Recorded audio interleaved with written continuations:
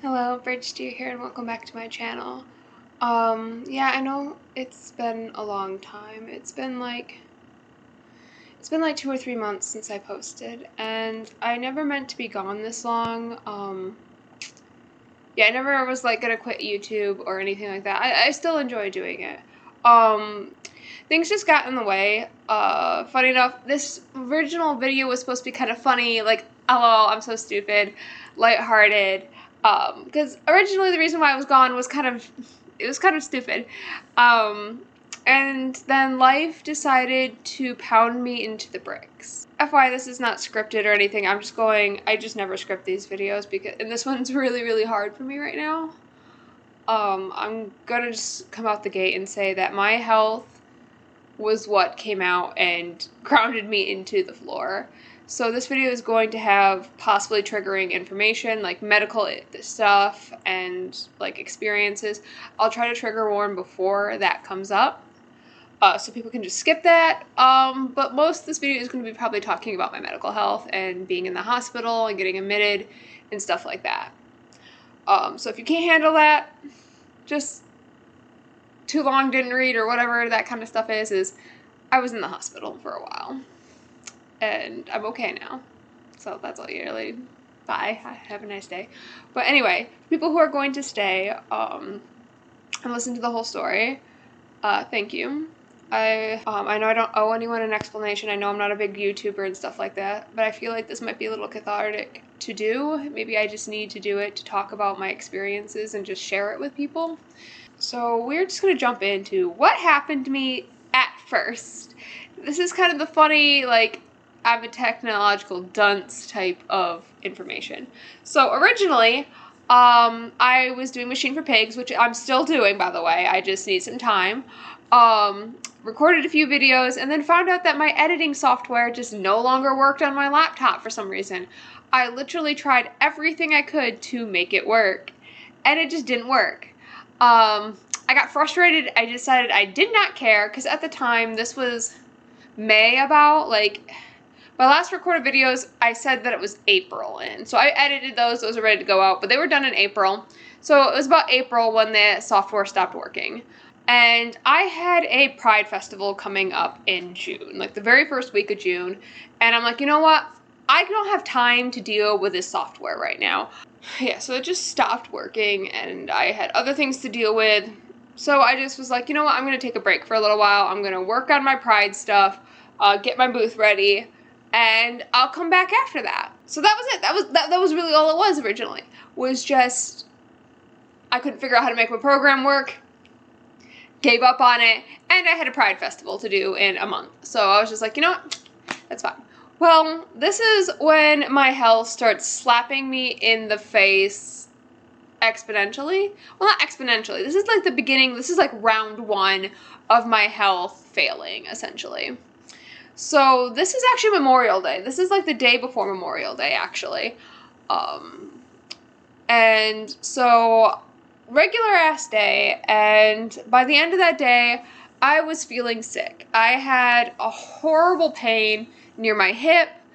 It just kept spreading and spreading, and I'm just like, what did I do? I have like so many chronic illnesses. I have different videos on them if you care to even find out. But like, I was like, it's probably one of those flaring. It's something. Whatever. It's whatever. And we suspected that I had endo. So I was like, oh, it's probably that. Like, that's suspicion. And maybe this time around we can like figure it out. So I decided to kind of just ignore it and move on with my life. Except it did not want to be ignored. It just kept getting worse and worse and worse the longer the night went by.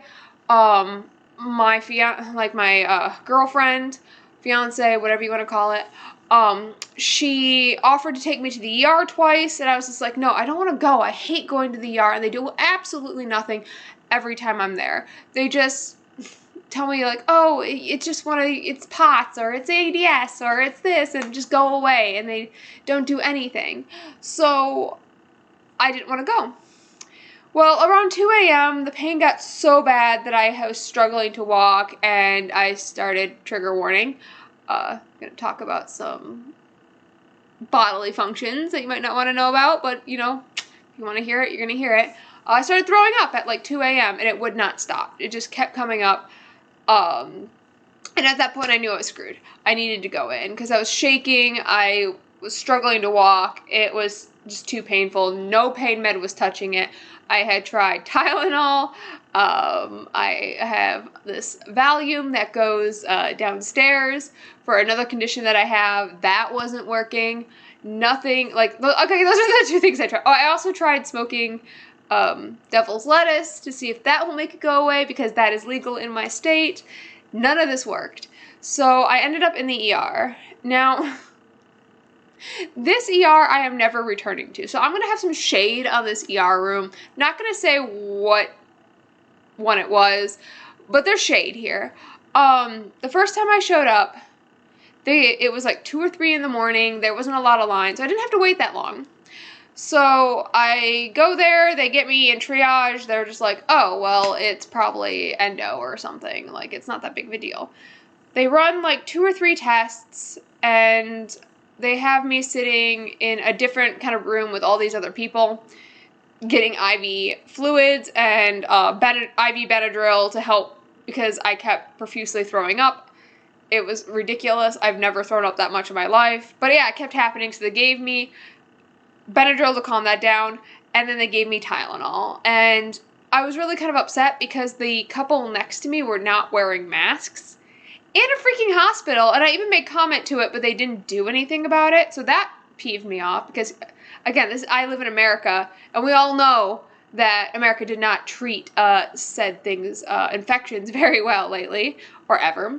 So I was a little peeved by that. And when they came back to me, they're like, we have found nothing wrong with you, but your blood tests show that there is something going on. We just don't know what it is. And it's not life-threatening, so we really don't know what to do from here. Now, they told me they wanted to do a CT scan, which I absolutely hate those things. They did not tell me at the time that I would not have to drink anything for it, because if you ever had a CT scan before for your, like, abdomen area, they make you drink this, like, weird, like, concoction type thing. Like, it's like a type of, like, dye that makes your insides light up. And then they also do, like, an IV one that makes your veins and stuff, like, that kind of thing light up. I cannot drink the fluid very well. It also causes profuse vomiting. So I thought I had to drink that. Even though I said that I didn't want to have to drink it, they never told me that I didn't have to for the CT scan because it was technically an emergency or whatever the case. Also was extremely tired due to IV Benadryl because that crap got me good. And I just didn't want to do it because I have Crohn's disease, and I knew that I had a section of inflammation in my intestine that could be blamed for the issue, even though I felt like that was not the current problem because it just didn't add up. And so I said, no, I don't want to do that. And they're like, okay, that's all we can do for you, so you can go home. So at this point, I left. I was still in pain. It was a lot less because of Tylenol and Benadryl. I was tired. I didn't give a crap. I wanted to go to my bed and sleep. I'm like, you know what? They said I wasn't dying, so it's whatever. I'm like, well, for some reason I don't have endo, I guess, but like, whatever. They told me to come back if the pain got worse. Well, guess what? It got worse. It got infinitely worse. I woke up the next morning unable to move. It hurt so bad. I needed assistance getting anywhere. I could barely walk at this point, and you're going to know more than you need to know about me in this conversation. So at this point, I thought it was a raging UTI because I could not pee anymore without screaming bloody murder. So I ended up back in the ER about noon the next day, and goddamn, they ran a lot of tests, exponentially a lot of tests, and they came to me and said that they thought I had an infection of some kind. This was just a stupid freaking thing. Essentially, like, you remember how I said I had taken a Valium for, downstairs, and if people don't know what I'm talking about, then you don't need to know. Well, because I had pelvic pain, they checked down there, and they happened to find the remnants of that pill that I took. And so they thought I had an STD or an STI, so that's what they were telling me that my infection was that was causing my Crohn's to flare exponentially and cause the rest of my pain, which didn't make sense because later on it was proven that I didn't have any type of infection that they had looked for. So that was kind of weird. Kind of really frustrating for me because it didn't make sense. But like I was in the ER for like 8 hours and this was the conclusion that they came to. And I felt really gypped. Like I felt awful because I was just like, you just scapegoated my Crohn's. Because at this time, mind you, my scan that I let them do for my CT scan showed the inflammation, but it was the same spot, the same type of inflammation that all my other scans have previously showed. Because this spot has been a problem since 2018, because why the frick not? So I went home after 8 hours of that BS. They gave me antibiotics because at this time we still thought I had some type of pelvic infection. And I did get better. I did. So I believed the infection thing until I saw, like, that they were looking for what they were looking for, which would have been impossible because you need to have to do some activities to get those types of infections. And I had not done any of those in a really long time, to be honest. But you don't need to know about that part of my life. But whatever. They were all negative. So I was like, what the hell? Like, what was going on then? Like, how come the antibiotics worked, but all my testing for my infections were negative? So I was just like, beyond. And I'm like, well, this doesn't make sense because you said this infection caused my Crohn's to act up, but there was no infection. And my scans showed were the same as they were last month. So it was a whole mess. I ended up being so mad. I got all my appointments ready to talk to my doctors about this, to be like, what the hell just happened? But guess what? Guess what? You know how I was talking about how that couple wasn't wearing a mask in the freaking hospital? Well, when I was in the ER, I don't know if I mentioned it, I wasn't put into a room. I was put into a hallway with like 13 other people, all in recliners. And half of them weren't wearing masks correctly, or even masks at all. Some of the nurses had their masks pulled down to here. And I wanted to pick a fight about it, but when you're in that much pain, you need to pick and choose your battles. So you can imagine what happened a week later. I had a slightly stuffy nose, and I was just like, well, you know what? I was in the ER last week, and somebody in that hallway tested positive for the plague, so maybe I should test. Sure as fucking shit, I test positive, and I'm like, I gotta cancel everything now. Now I don't get my answers. And ignore that. I'll explain why that's tapes there in a minute. Yeah. So I got the plague from the freaking ER, and I'm still so mad about it. And so I had to cancel all my appointments. I was quarantined in my living room floor for a week. No, luckily nobody else who had contact with me before this point got it. Neither did my girlfriend who lives with me. She didn't get it. Nobody got it but me. And technically I was pretty much asymptomatic the whole time. The only symptoms that I had was slight congestion, and it was very rare. So sometimes when I would talk, I'd just be like, and that was it. And I never had a fever. Literally I was fine. I had allergies worse than what that was. So that was really good. It was just really frustrating, and it really tanked my mental health because I could not get help for my mental health.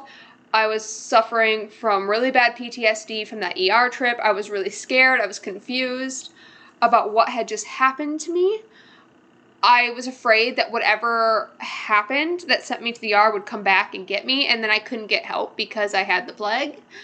And all these other things. My mental health was awful. I had a bit of a mental breakdown during this point because I just felt like I had shielded myself as well as I could, and it all was for nothing in the end. And luckily I didn't get that sick though. So luckily I'm vaxxed a crap ton, and that helped, and having an immune system that likes to freaking attack literally anything it can helped a bit. So yeah, a week later, I was fine. I made my appointments. I showed back up at them. And this is where things get really fucking confusing. So my GI doctor looked at all my stuff, and she literally came in and was like, I am confused. Because the ER is telling me that you had a Crohn's flare, but your scans don't show it. They don't show anything different. So I don't think this is Crohn's. I think you're in the wrong office right now. because I don't think I can help you. And I'm like, yeah, I agree. I even came with this little pink binder of all my latest scans and things proving that the ER proved nothing. And yeah, here, let me get a drink real quick. I should have done that when I like paused the video, but I'm getting heated. Later that day, I went to go see my primary, who also looked at my pink folder and was like, this makes no goddamn sense. I don't think this is Crohn's. This seems like endometriosis to me. And then I found out that the testing that they did at the ER was not entirely conclusive, and that I could still have an ovarian cyst that was just hidden in a way, in a place that a camera could not see. And so that's what we were going on. Everyone agreed that it was probably an ovarian cyst because the pain was happening on my right ovary type of area. And I was like, cool, we're done. We got it. We changed my meds. My life is on track. Now, mind you, this is Friday at this point. So let me like run down the way that this month is happening. So the first week, like first day in this month, pretty much I ended up in the ER, recovered from the ER. Next week I had COVID. This week I'm completely, pretty much almost symptom free. A little bit of pain here and there, but not the like worse. Completely fine. Have all my appointments. This is the Friday of that week. Here's the weekends. Fine weekend. I actually am very non-symptomatic. Me and my girlfriend ended up saving some raccoons on that Sunday. And I remember looking at her and being like, huh, whatever it was must be gone, because I feel fine right now. Like, no pain, nothing. Well, that comes to bite me in the ass. And this is coming to the part where it's going to get kind of heavy. And I may cry a little bit. I know people really hate when people cry on camera. So I'm going to try to edit that out and try to talk around my feelings the best that I can. But this is still really fresh because this literally happened 2 weeks ago. So yeah. So like, as I said, Friday, doctor's office, everyone confirms that it's endometriosis and I'm fine. And we're taking care of it. Now we rotate to Monday. This is still June, by the way. This is like the last week of June. And I wake up Monday and I'm feeling really tired, but I'm like, well, I did a lot the other day, so it's fine. I was just getting frustratingly tired, and I just worked on my stuff, and then by like 3 o'clock, I end up getting some Crohn's pain, and I'm like, Now, what I left out before this is that I was unable to get my medication. This was the week prior. So the week that I saw my doctors, that Monday, I was supposed to get my Crohn's medication. And it's an infusion. I have to go into an infusion center and get it done. That's just the way it is. It's not that big. It's not really that big of a deal. It sounds worse than it really is. And I had to miss it. I showed up, and it turns out the fact that they gave me antibiotics at the ER and the fact that I took them made it so that I could not have my meds. So I assumed that this Monday, this is the next week.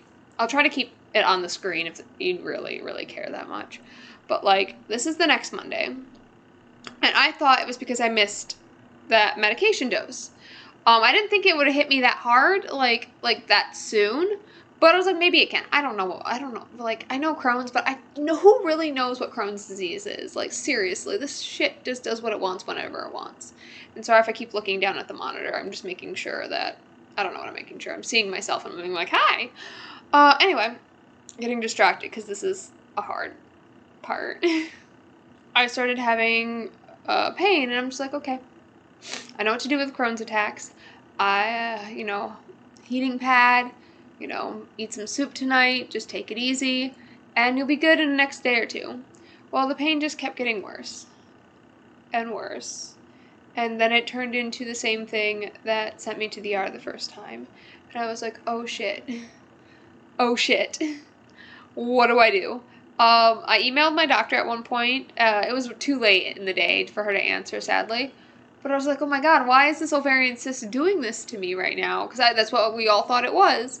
I was shaking, I was pale, I had a fever at this point, which was that was new. That wasn't any symptom I had beforehand.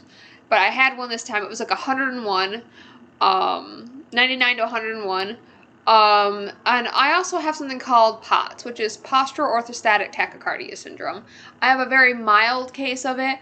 And what this is when I stand up or sit up or change postures, my body doesn't always regulate my heart rate and my blood pressure really well. My blood pressure is usually fine. My heart rate usually speeds up pretty profusely.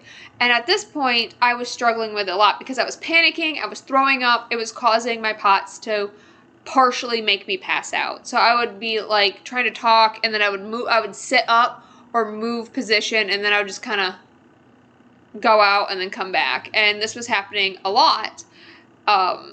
So it was really hard to get any information out at me because I'm like not exactly fully conscious. I was like in pre-syncope because of everything that was going on. So eventually we ended up having a friend of mine come over to kind of like assess the situation, to kind of help out, because I was saying I was not going to the damn ER. They did not help me last time. They gave me COVID. So this friend comes over, and he knows somebody who has endometriosis. So he calls her, and she pretty much is just like, go to the ER. She's like, if this is an ovarian cyst and you're having these symptoms, it could have caused an infection. It could have twisted my ovary. It's just, I need to go to the ER. So he helped me get into the car, and my girlfriend took me to the ER. Now, at this point, mind you, I could not walk anymore. My legs just would not work. It hurt too bad to move. I was like bundled in a blanket just crying the whole time because I've never experienced pain that bad before. Like, never in my life have I told a triage nurse that I was at like a 10 out of 10. Like, I could not move. And we went to a different ER. And I was in the ER for about 3 or 4 hours. They only did like 2 tests on me and a few blood tests. And I'm just like, the whole time I'm like, they're not going to find what's wrong with me. They never do. It's an ovarian cyst, but we can't find it. And I'm just at wit's end. I don't know what to do. And I'm trying not to get too upset over this because this is still really fresh. Because again, this is literally 2 weeks ago that this happened. 2 weeks ago. But yeah, no, eventually they did a CT scan. I had explained my past history of Crohn's and what they're probably going to find. They pulled me into a room, and I was just so done. I knew they were going to give me the results. They were just going to tell me there was nothing wrong with me, I thought, and that I just needed to follow up with my doctors and to leave. And then something happened that I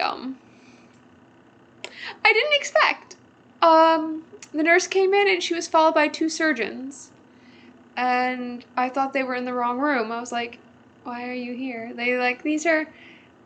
she's like, this is, my name's so-and-so, and this is so-and-so and so-and-so, and they're surgeons. And I'm like, why are you here? Are you lost? I repeated, like, I'm like, are you sure you're in the right room? Because, like, I'm Bridget. And they're like, yeah, we know you're Bridget. And I'm like, okay. I found out real quick why there were surgeons in the room. And they told me something that kind of, it rocked the hell out of me. It still does, if you can't tell by my face.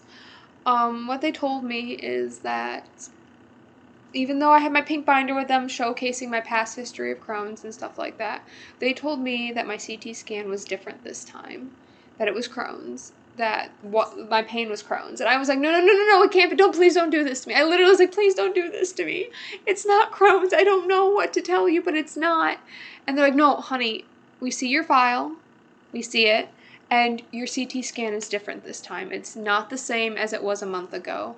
And I just couldn't wrap my head around that. I'm like, what do you mean it's different? What's going on? And they sat down with me and they showed me the paperwork, kind of. Like, of course they didn't show me. Sorry if my lighting is getting worse, but I don't feel like putting up a light right now. But I'm stalling. I'm sorry. They sat me down and they showed me the new results. And essentially, like I said, I had a spot of inflammation that I've had since forever. And that had changed. It had gotten profusely worse to the point where it could potentially cause a blockage. And now I had an abscess in it. For those who don't know what that is, it's pretty much a pocket of infection. And I had it in a really, really bad place. I had it in my terminal ileum, I think that's what it's called. It's part of an intestine with a lot of bacteria in it. Not great to have any type of issues with. And that's usually where Crohn's sits in most people, if you want to understand. That's where mine has always attacked for years and years and years. But now I had an abscess sitting there. So I had a pocket of infection sitting there on top of extreme inflammation around it, to the point where, again, like I said, it could potentially cause a blockage, which it can be life-threatening. Same thing with an abscess, actually. That is very life-threatening. Sorry, whatever. But it got worse, because on top of that, they said that there was evidence that I had a tiny hole in my colon. And I can joke all day long being like, yeah, of course there's a hole in your colon. It's called your butt. No. Like, no, that's not appropriate right now. Essentially, they didn't really know exactly where it is, but there was evidence that I had a small perforation in my colon, which was caused by Crohn's disease again. Now, if you need me to explain that, that's not good, because that means anything in my colon could potentially worm its way out of that and cause mass infection in the rest of my body, because that's what's in your colon is not supposed to be anywhere else, obviously. And then it got worse. Now, they didn't tell me where this next thing was, but I ended up having something called a fistula, which essentially in my case was 2 parts of my intestine gluing together and having like a hole between them type of thing, if I remember correctly, is what they said. So yeah, 2 parts of my intestines had just cemented themselves and became Siamese twins, and that is also a major fucking problem. Like, all of this is like a horrible problem. And I admit, I kind of shut down when I heard this. Like, well, started to. This is like my start of my shutdown. And I'm like, I don't understand. Like, I don't understand. And they explained to me very nicely that there was nothing that I did. This wasn't caused by me missing my medication. It wasn't anything I ate or any type of exercise. This is just how Crohn's disease can be sometimes. And I had a small flare for years, and it just, for some reason, decided to explode. And they just kind of told me Crohn's is like that. It could be a ticking time bomb. So, and after that, they told me why we had surgeons there. They told me that if there's a high chance that I needed surgery. I've never had surgery before in my life. I've never been in that circumstance before, so I was terrified.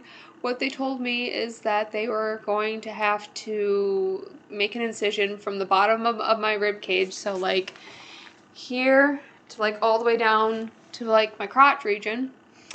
They were going to have to remove the diseased parts, and they were going to have to give me an ileostomy temporarily to let my colon heal from the perforation in it.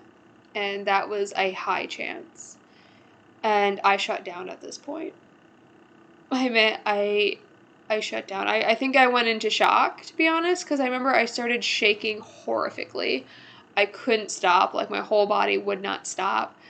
And my fiance or girlfriend, whatever you want to call it, she said I just went pale white, and I kept telling them I didn't understand, and that I couldn't figure out what was happening, and I told them that I was in denial, but I was trying really hard to work through it, because this was a lot, and I was terrified beyond all measure, because this was one of my greatest fears, having Crohn's disease, is having to have this surgery done, and having this, like, life-changing thing happen to me. And for years, I admit, I have prepared myself for this just in case. I know it sounds stupid, but I was diagnosed in 2018, and after that, I was so terrified that my Crohn's disease would cause me to have this particular surgery that I started following people on Instagram and YouTube and TikTok who had ileostomies or ostomies in general, just so I could desensitize myself to it. And for some reason, I still just never expected it to happen really to me. I was like, well, maybe if I see it enough, if I do have to be there, I could react appropriately. And I feel like I didn't. Maybe, I don't know. Leave your comments down below of how you would have reacted in this situation. Or if you have been through this, go ahead and leave it below. But I remember I just shut down. And they quickly backtracked, and they're just like, well, you do have this massive infection going on. We're going to try to treat the infection first. We're going to try to stamp that out, see if we can, and then we'll see we'll do another scan and see how bad everything is. We'll do a proper scan and see if it's possible that we can heal you without surgery. And I said, okay. Like what I was saying, but they were so nice, and they were just like, don't worry, honey, we'll do it. You're not in any real danger, like, you're not in danger right now. They said on paper, you look horrible, but in person, you're a lot better than what we expected. Because what they were saying is, like, they were expecting me to be in so much pain that I would just say yes right off the bat. They were expecting to not even be able to touch my stomach without me screaming, and that wasn't the case. So I got admitted.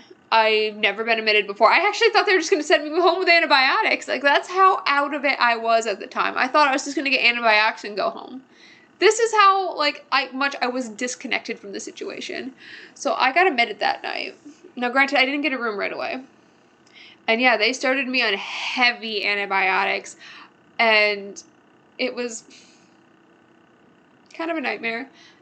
I was in the ER still for about 24 hours before they got me a room. And I was beyond talking to for a good long time. I just kept crying and freaking out and having panic attacks, but I didn't want to take anything for the panic attacks because I was afraid that it was going to cloud my mind and I wasn't going to be able to make decisions that I had to make, and I was scared. This was like the most terrifying moments of my life, and nothing was like going through correctly. Like, I was just in shock. I couldn't think straight. I wasn't being logical. I was just being emotional. And I think that's also why they tried to give me some time with the antibiotics, because they wanted me to be able to be clear-headed and talk to them. And yeah, surgeons just kept coming in to talk to me, being like, why aren't you ready for surgery? We're going to take you to surgery. And I just got to the point where I would just panic anytime somebody came into my room, because I was just so confused. And I was like, this wasn't the plan, and I need time, and I can't. And so eventually a nurse was just like, I had enough of this. So she went to go talk to the surgical team and said, leave her alone. She needs to calm down. You're not helping. She's not in danger. She's not in the red. It's bad, but you need to give her some time. And so they agreed to only talk to me if I declined extremely to the point where it needed to be done now, or I got a room to myself. Because I was, again, in a room kind of to myself, but it was still attached to the ER, so I could still hear the ER. I could still hear everything going on. It wasn't exactly private, so when I had panic attacks, people could hear it. There also was a commotion in the ER. There was like a lady who came in who was assaulting people in the ER, and the cops had to get involved, and I had to hear all that. There was several codes being like, it was a mess. I was so stressed, and they're just like, you need to give her time to calm down, because this is ridiculous. I ended up, my girlfriend stayed with me for a little while, and then the friend who helped me get into the car, he came and sat with me for a good long time. I had some embarrassing things happened in the ER that I'm hoping he never brings up. Never. Had something to do with antibiotics running through me, like, yeah, that was, let's just say I went through several pairs of pants. I'm hoping he never brings that up, ever. You know who I'm talking about if you're watching this. But, I'm trying to bring him some humor into this. But yeah, I talked to my dad. I only talked to, like, at this point, only 4 or 5 people in my life knew that I was this sick and where I was. After talking to my dad, though, he kind of talked a lot of sense into me. He brought me back down to, like, ground zero, essentially. Like, I don't know if that makes sense, but, like, grounded me, essentially, and helped me understand what was going on. And I think without him, I would have never gotten this far, like, where I am today. He really helped me out. And by the time I got a room, I was thinking clearly enough to be like, I'm in some hot water right now. I'm not leaving this place the same way I came in. It also scared me because when I finally did get in my room, first time I woke up and I was confused. I was covered in sweat, and I'm like, this is not good. Use the bathroom, and I'm like, well, maybe it was because they gave me a warm blanket to curl up in, and it was not. My fever had spiked. I had just kind of passed out and fallen asleep on top of the covers after that. And like the surgeon, who wasn't actually like gonna do us like any surgery on me, she was just the head doctor in the area. Had to like jerk me awake at one point. Was like, "You're really sick. You need to talk to me. You need to like talk to me." And I was just like, "What?" I mean, I was like really confused because I'm like, "I'm just asleep." She's like, "You're really sick right now. You have a fever. You need to talk to me. Like, are you okay?" Like, and she talked to me for a while before I had to like immediately run to the bathroom because again, antibiotics. Oh, never want to do that again. But yeah. At that point, I didn't realize that I had started declining because at first I started doing good, but I've started to decline at that point. So that was pretty much when sepsis got brought into the picture. Because yeah, that's what it pretty much turned into, and that's what that hole was, and why she was jerking me awake and stuff like that. And by soon after that, I just sat there and was just like, I'm gonna have to have surgery.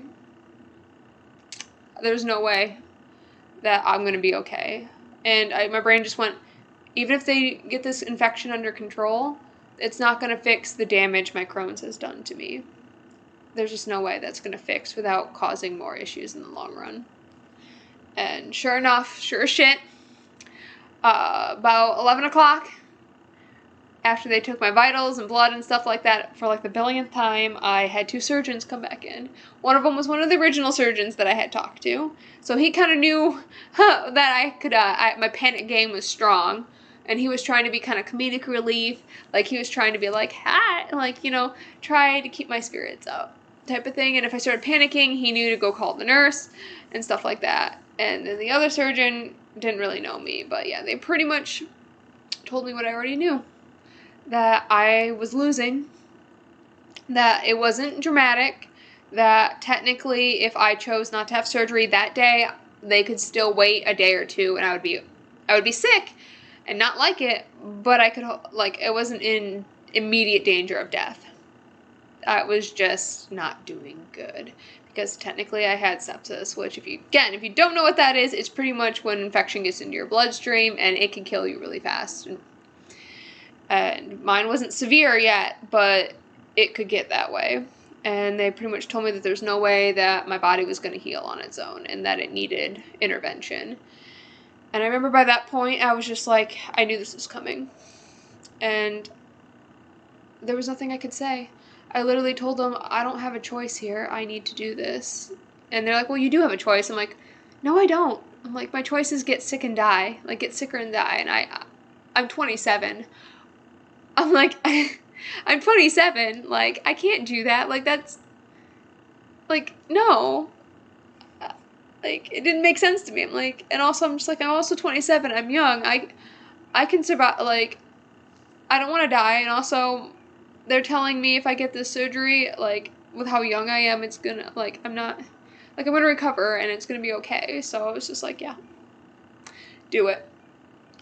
I'm not gonna think about it. I'm not going to, sorry. I'm not gonna fight it. If you just gotta do what you gotta do.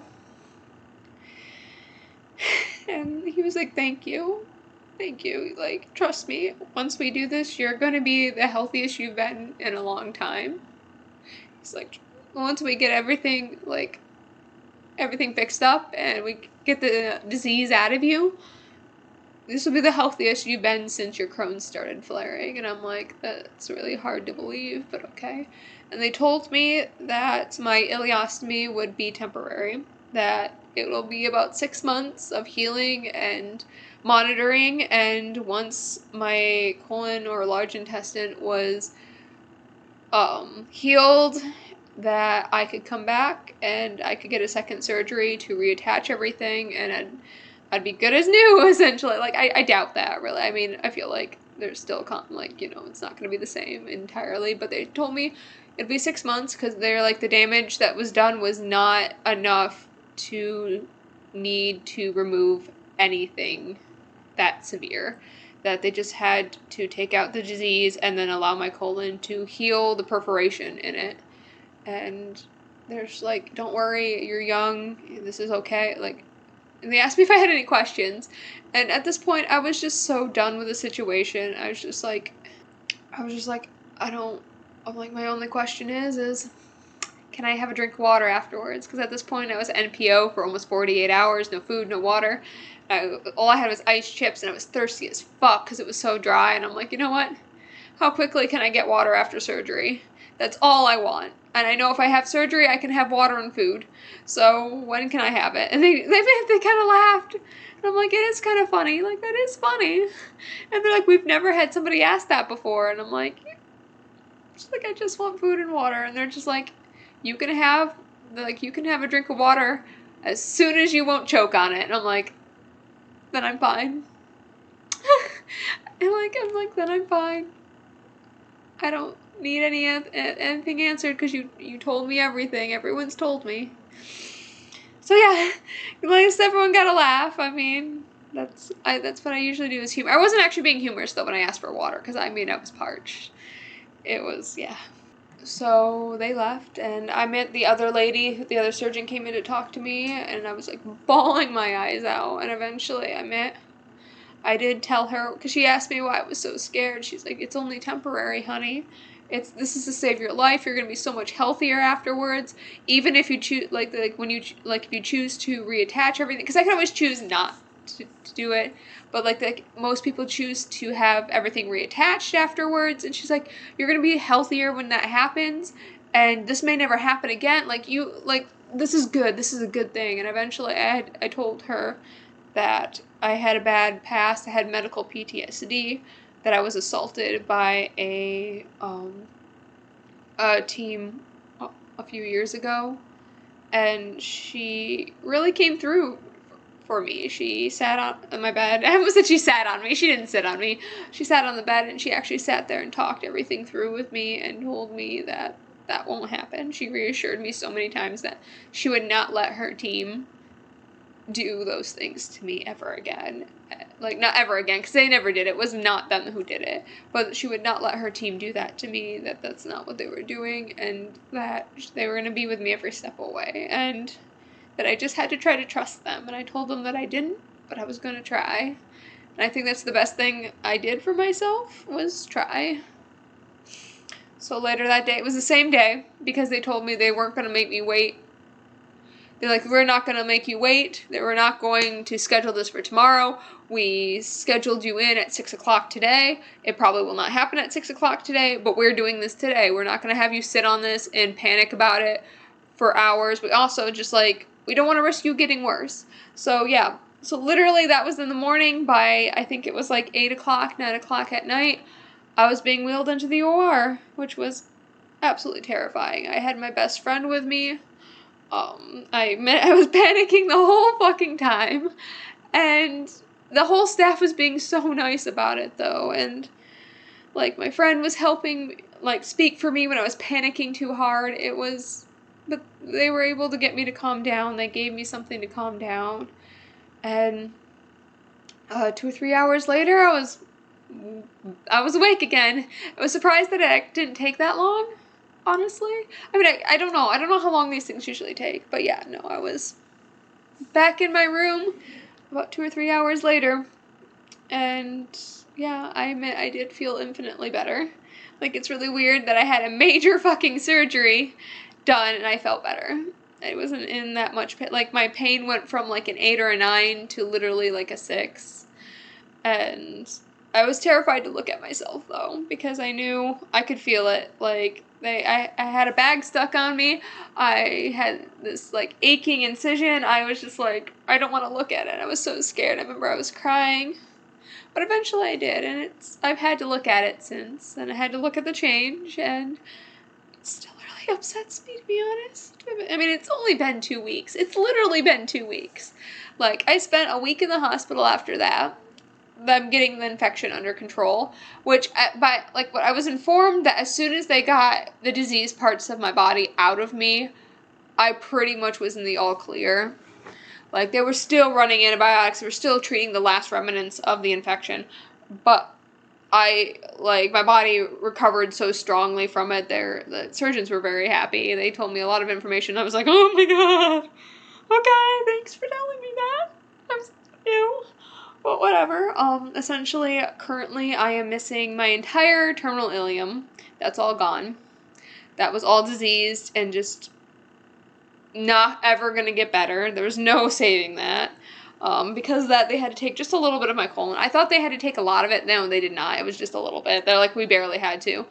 The perforation's gonna have to heal on its own, which they said it will. The other thing that they found out that they hadn't known is that, because the really confusing part was that why was the pain showing in my right ovary? Well, they found out why. It was because my colon had somehow attached itself to the back of my uterus, and that's what it was. It was like pulling on it. And that was kind of confusing, but they said they fixed that wasn't a hard fix. They just separated the two, and it's fine.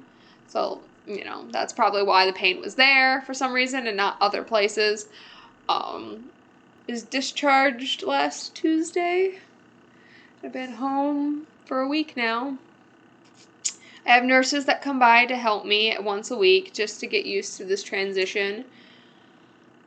It's really hard, but not at the same time. Like, you adapt. It's surprising how much your mind and your body adapts to changes and how much you start to forget what it was like before that. I'm still waiting for me to completely forget.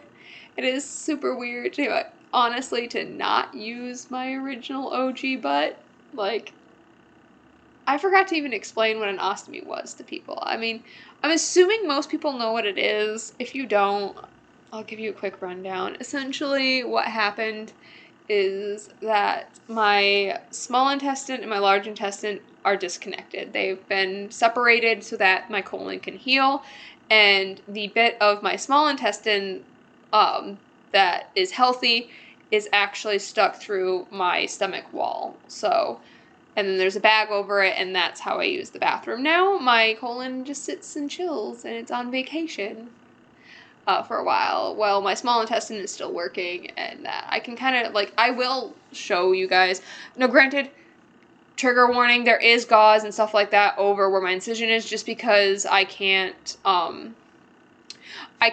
take that off currently. Like, it's been replaced and stuff like that, but I can't take it off just because of the way my anatomy is right now. I think you'll see it kind of when I stand up, but, like, there's going to be no, you're not going to see anything, but I'm just going to, like, show, like, kind of what I'm talking about. But, yeah, no, like, technically, ignore that. But, like, yeah, technically my small intestine's here, and then everything just goes into this bag. Do you like my bag? It's cute. And that's just covering up. I don't even have stitches really anymore. But, like, it's just covering that up because there's adhesive on the bag, and adhesive can't go over the incision. So that's the only reason why that's there. There's no real complications with it or anything. It's just covered. Hopefully that's not too disturbing for people, but, like, that's what it is now, essentially. And that's what I have, and it's still really... I still have some, like, tape and stuff on me that I'm slowly getting off. Technically, right now, I'm not allowed to shower, so I've been, like, dry. So that's why my hair looks a little weird. It's been dry shampooed a lot, and I'm sponge bathing, of course. But, yeah. I just want to see how I feel now as opposed to a few months from now. But, like, right now, I hate it. I feel so betrayed by my body. I feel like it's my fault, even though people are telling me it's not my fault. It's my disease's fault. It's my overactive immune system, and I don't control that, but it still feels like my fault because it's my body who did it. And I'm so grateful to be alive and that sepsis didn't get me in the end. I'm scared about recovery. I'm scared about future surgeries. I'm just scared of Crohn's disease in general because, oh my god, I didn't realize you could do that. I've had it for a while, and it's always been kind of like, oh, it's just mild, it's not that big of a deal. And then all of a sudden it's like, it tried to kill me. Like, I'm laughing, but I'm not laughing. It tried to fucking kill me. And I'm just, oh my god, I didn't know it could be that nasty. It's gonna be a long road ahead of me. I'm still 2 weeks out, doing a lot better. No pain really almost at this point. Still dealing with this. I feel like I've prattled on for a long time, but I feel like this video is mostly for me and not really other people. This is for future me. This is for a few months from now or a few years from now and seeing how I feel. And I have memory issues, and for some reason I feel like I need to remember this time. I need to know how I felt. I don't know. I just feel like this is important for me as a person to record. And yeah, I'm gonna freaking post it, but I just feel like again, I just feel like future me will want to see this and see how far I've come. Yeah, so hi future me when you watch this. I hope things are doing well and everything works out just fine. Alright, so I've been recording way too long. I'm pretty sure my camera probably will die soon, and I'm getting tired, and I need to go make myself some food because it's like 2 o'clock. Some parting things that aren't about my busted body is I will be releasing some Machine for Pigs. I do have 2 episodes of that completely edited and done. With everything that went on, I just haven't been able to do anything with those yet. Granted, those are filmed from April, so there is going to be a little discrepancy in just what I look like, so just to let you know. Machine for Pigs will be continuing. I probably am going to do more with my health, and I'm just going to do whatever the hell I want because YouTube doesn't give a fuck about my account. So, why don't I just do what I feel like? So, I'll try to make other videos on updates on my health, and maybe even I'll do a video about Wanda herself and stuff like that. So, everyone stay safe, stay as healthy as you can, and I will talk to you, see you, whatever you prefer in the next video. Bye.